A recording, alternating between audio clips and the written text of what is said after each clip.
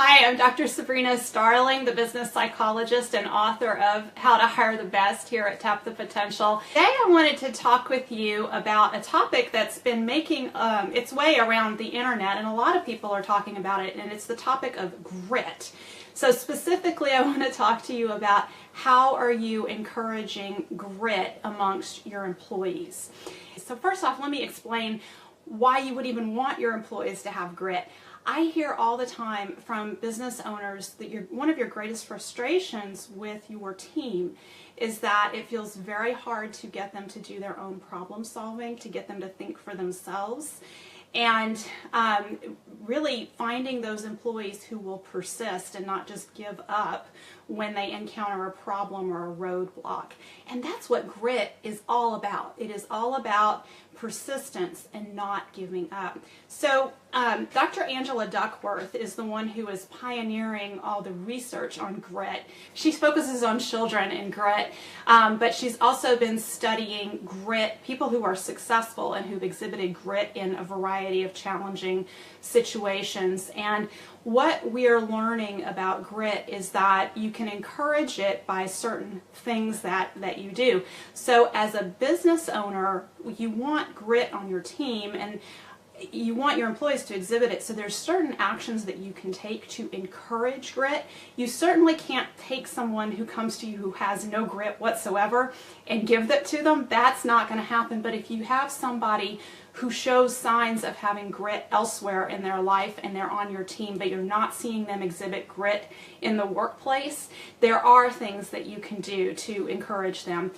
You want your culture in your business to promote a growth mindset. We want to learn from our mistakes. Mistakes are learning opportunities.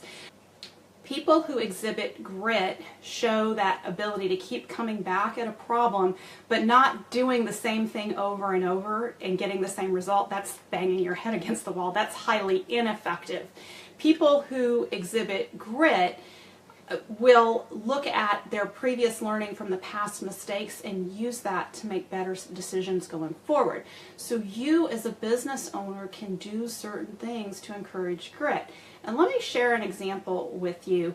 This morning I had a toddler meltdown moment, and it was a great opportunity to think about what do we do to encourage grit. So my youngest was trying to put a puzzle together, and she had this one piece and she almost had it right exactly where it needed to go, but she kept turning it a little too much, and it would never quite fit, and she was getting more and more frustrated, and I was watching the frustration build, and I just commented on it. I said, wow, you're getting really frustrated and you're sticking with it. Good for you for sticking with it.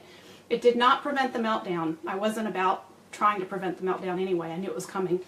But I wanted her to internalize, hey, you're sticking with it, and I appreciate that. She never did solve the puzzle. She cried, ran off in anger, whatever. She'll get over it. It's tough to be a child of a psychologist, I'll just say that. But you can think about this with your own team, because our own impatience as business owners is the greatest enemy we have of encouraging our employees to have grit. I could have easily prevented that meltdown by just turning that puzzle piece for her and said, here honey, here you go, look, put it in place, good for you, you solved the puzzle. I didn't do that. I let her experience the frustration. And when we're in our businesses and everything's going fast and we're trying to hurry up and get things done, we just want to take the things from the employee and say, I'll do it myself. Don't worry, you don't need to learn how to do this. So watch for your own impatience interfering with grit. The other thing that you can do is you can comment and acknowledge when you see your employees persisting in trying to figure out a problem.